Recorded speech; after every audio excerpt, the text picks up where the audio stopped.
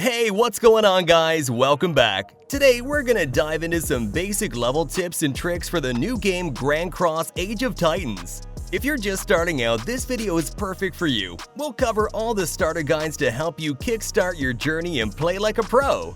Also, of course, I want to say a big thanks to the makers of Grand Cross Age of Titans for sponsoring today's video. If you want to play the game, then check out the link down in the description or the pinned comment below. But before we dive into the nitty-gritty of it all, let's take a look at what Grand Cross Age of Titans is. It is an MMO real-time strategy game in a 2D anime style, but it's strategy-oriented, so if you enjoy strategy games, you'll easily follow along. It's set in the fictional world of Skyna, where two main characters are summoned to help this kingdom that's on the verge of extinction, and your goal is to rebuild their kingdom and regain lost territory. You do so by taking on controlled territory with armies of troops, heroes, titans, all while progressing through the amazing story. So in this video, my goal is to give you some pro tips and help you get started on the right foot. So now let's get started with upgrade heroes wisely. So without heroes, the battle in this game is not even possible, and heroes play a vital role in the game.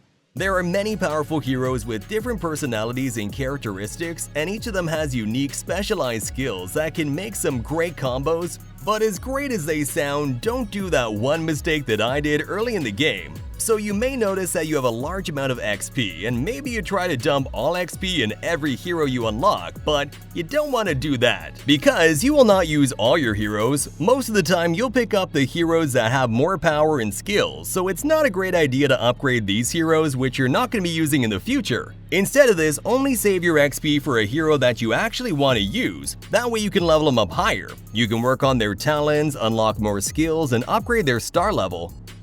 And all of this is much easier when you aren't dumping all your resources on all heroes. So in short, only focus on building some heroes that you're actually going to use, but not all of them. Keep building and upgrading. So time is the main key factor in the game, and everything that you want to upgrade or build takes time. So my recommendation is to always do something in the background so you can utilize your time perfectly. This can be training your army, upgrading a building, researching something that takes hours, and this way you can maximize your off time, and every time you come on, you'll always find something completed in the game. Focus on your combat power. So here, this is your overall combat power, and the more it is, the more you'll enjoy the game. There are several ways to increase combat power. The simple way is to train troops, upgrade heroes, and progress through quests, but I have something extra that might help you a lot. First, you can start with upgrading your existing army. Personally, I don't know it at the beginning, but now you can actually upgrade your existing troops in cheaper and easier ways. Either train new troops, which takes more resources as well as time. So here, you simply click on Training Ground and select lower ranked troops and upgrade them in higher troops with cheaper way and in less time. Another way, prayer books. Don't worry, you'll get your prayer books easily anywhere in the game, from the Monster Hunt to the Tower of Distress and more. So by summoning the prayer books, you will get heroes, stars, and lots of troops as additional rewards, which definitely help you increase the combat power. Check out Arena. The arena is a fantastic place to test the power of your heroes and army against other players. Not only that, but it's also a great way to grind additional resources like XP, prayer books, speed-ups, and even free gems. So if you want pro tips that are every time I can win the match in the arena, then take a look at your stats.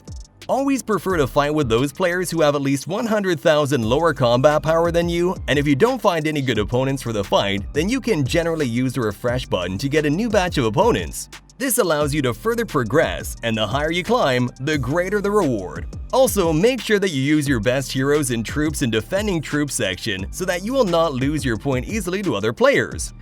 Don't waste your gems. Gems are the most valuable thing in the game. Through this, you can easily do things. You can upgrade buildings in a fraction of a second, you can summon powerful heroes easily, or buy anything using gems.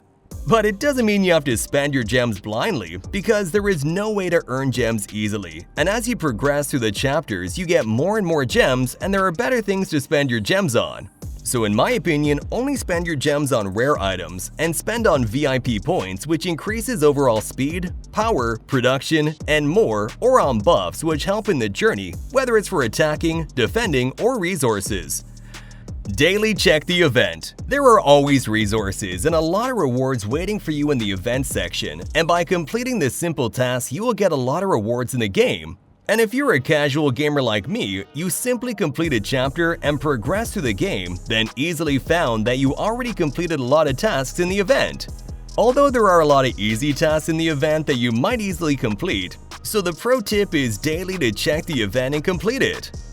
Gather resources. So resources are the core of the game, and without them, you can't survive, and you can easily gather resources from the map. Just simply open the map and search for resources, and send your troops and hero for gathering them. However, it takes time, so there's a dedicated slot available for gathering. So if you are busy in your school or an office, then simply do gathering in the background, and once you come back to game, you will get a good amount of resources. You can simply check it from report section, which is very helpful. Join alliances. Alliances play a very critical role in the game. After Chapter 8, you can join an alliance, and it's very important that you will join the best alliance to participate in ally events. When you join an alliance, you can receive various benefits like alliance assistance, gift chests, etc.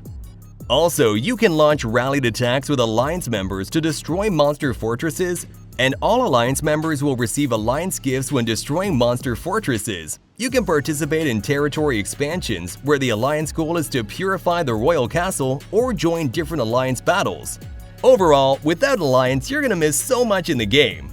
Decorate your territory. A beautiful territory gives you good vibes to play the game for a long time, and it's important that you arrange your buildings in a proper way so you can easily use them. For example, here I have organized all the training buildings so that I don't forget to train anyone.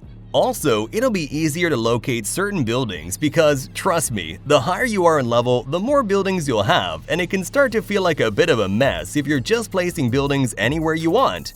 Besides all that, you can do decorations in your territory with these items and participate in decoration events. My final tip. So there are several things in the game you should pay more attention to, such as heroes, which keep you upgrade continuously. But not all heroes you have to upgrade. If you have no XP card, then completed quests or events, or you can hunt down monsters to earn XP to upgrade your hero. The second is, if you have joined a good alliance, then always be active because there are a lot of benefits of a good alliance. And if you do not contribute anything in the alliance, then the alliance leader will remove you and expand for your territory so that you can restore your titans. So guys, these are the 10 starter tips for Grand Cross Age of Titans, and as you progress, I find these tips very helpful. And don't forget to check the link in the description for more details regarding the game. So thanks for watching, and I'll see you in the next video.